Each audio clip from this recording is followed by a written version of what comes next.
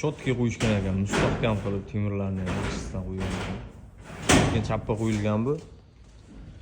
Chunki 180 gradus bu tomonga qaraganda, mana bu tomonga qaratish kerak edi. Buni chapga u tomoniga qo'ysa, yon tomoniga qo'ysa yaxshi bo'lardi. Effekti yaxshi ishlamayapti ekan. Bu yerga biz shu tomni ustiga 10 kilovat qo'yganmiz.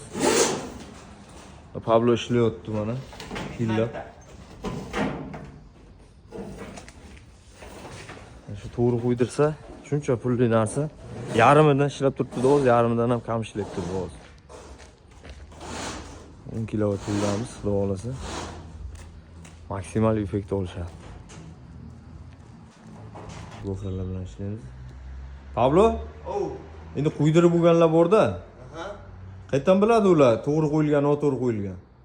10 kilovatlikda hisob kitobini chiqarib ber. 10 kilovatlikda 60 dan 80 gacha ishlasa, bir kunda, ha? Bir kunda normal holat. Masalan 20 kilovat bo'lsa, o'zingiz mana shuni 2 ga ko'paytirib hisob kitobini qilib olasiz.